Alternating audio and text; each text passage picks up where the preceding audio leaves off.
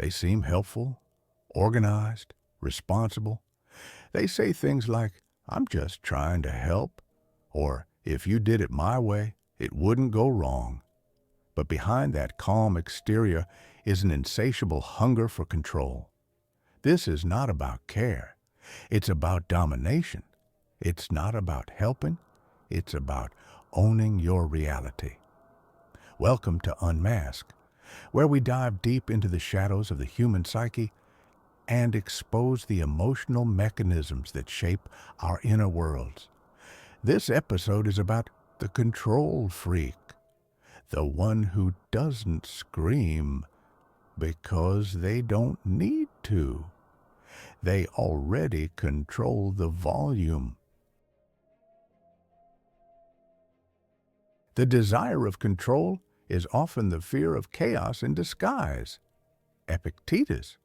The human mind fears one thing more than death: uncertainty. And to escape that fear, we build illusions of structure, of rules, of domination. The Stoics, like Marcus Aurelius, taught that we control only our thoughts, not events. But the control freak never accepted that. They declare war on randomness.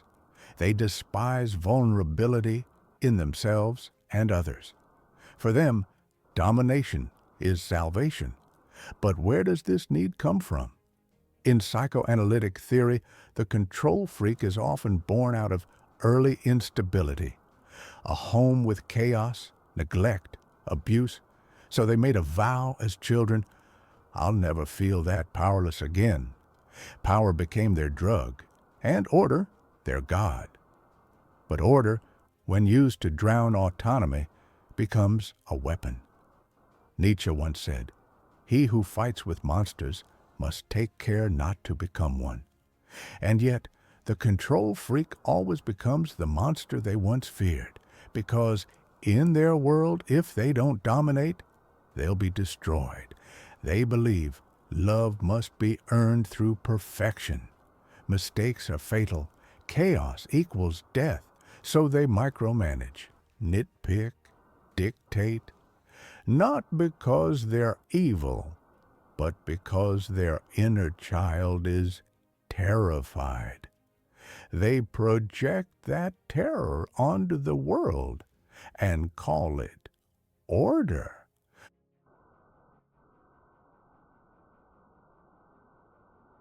The control freak is not just a bossy person. They exhibit specific psychological traits rooted in OCPD, obsessive compulsive personality disorder, and sometimes in narcissistic structures. Here are the key characteristics. 1. Perfectionism as armor. Nothing is ever good enough. Not you, not your work, not themselves. But it's not about standards. It's about safety. If things are perfect, no one can judge, no one can shame, and most importantly, no one can hurt them. 2. Micromanagement. They must oversee every step. Even if they trust you, they still check. They correct your tone, your posture, your decisions, because every mistake is a personal threat to their sense of control. 3. Emotional inflexibility. They don't just want control over logistics. They want control over your emotions. They might say, "Why are you being so sensitive? You shouldn't feel that way." That's not a valid reason to cry. They dictate the rules of emotional safety, then weaponize them. 4. Approval addiction. Paradoxically, they desperately need to be liked. They often appear put together, competent, reliable. They want recognition. They must be seen as the one who has it all together. It's not about ego. It's about fear. Fear of being exposed. Fear of being rejected. Fear of being unloved. Their control is the barricade against abandonment.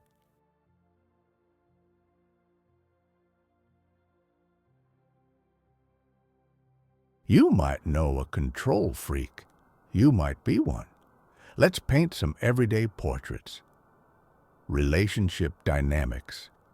In a romantic setting, the control freak chooses your clothes. They manage your calendar. They advise who your friends should be. And when you push back, they don't explode. They withdraw affection. They punish silently. They say, "I just want what's best for you."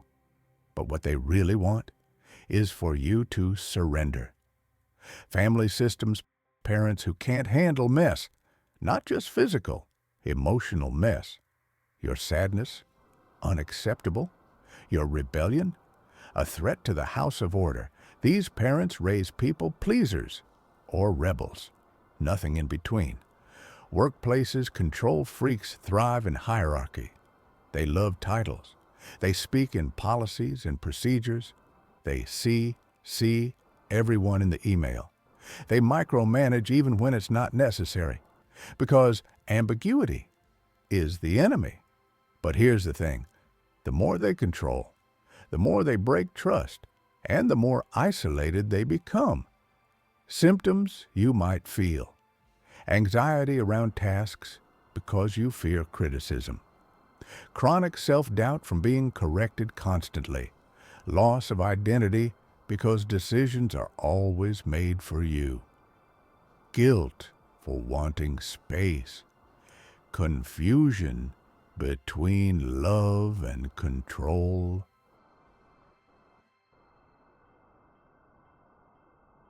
Let's take a few classic quotes to deepen the lens. Friedrich Nietzsche, "The will to power is not evil, it is essential. But when it dominates others, it destroys the self." The control freak externalizes the will to power. They don't master themselves. They attempt to master others. In doing so, they lose freedom internally. Carl Jung, "Where love rules, there is no will to power, and where power predominates, their love is lacking." Love, for the control freak, is conditional.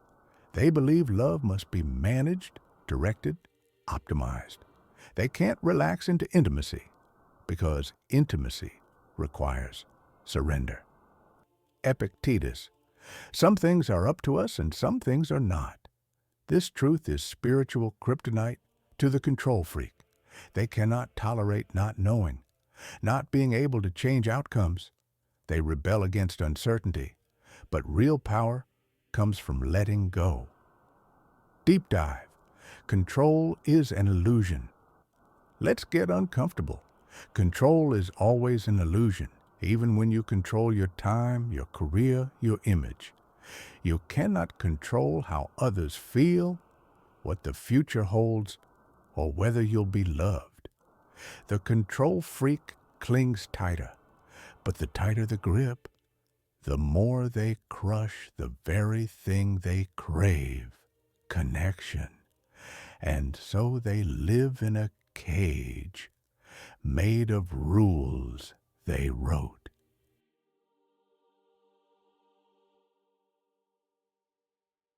If you recognize yourself in this story, take a breath. This isn't condemnation, it's awareness. And awareness is the first key to freedom. For the control freak, practice surrendering small things. Let someone else choose the movie, the restaurant, the weekend plan. Learn to tolerate discomfort. Control freaks often run from ambiguity.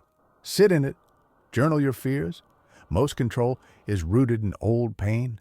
Trace it. Go to therapy, specifically schema therapy or CBT around OCPD traits. For those living with a control freak, name the behavior without accusing. Example, when I make my own choice and you override it, I feel invisible. Set micro boundaries. Start with one area of independence. Get support. Control freaks can chip away at your sense of self. You can't fix someone who uses control as oxygen, but you can protect your peace. The need to dominate is often the cry of someone who once felt dominated. But if you stay in their world, you become the one being shaped, molded, controlled, erased. You have the right to choose chaos over cages. Thank you for watching Unmask. If this episode spoke to you, please like, share, and subscribe. And in our next episode, we're going even darker, to the person who destroys you without ever touching you. Don't miss it.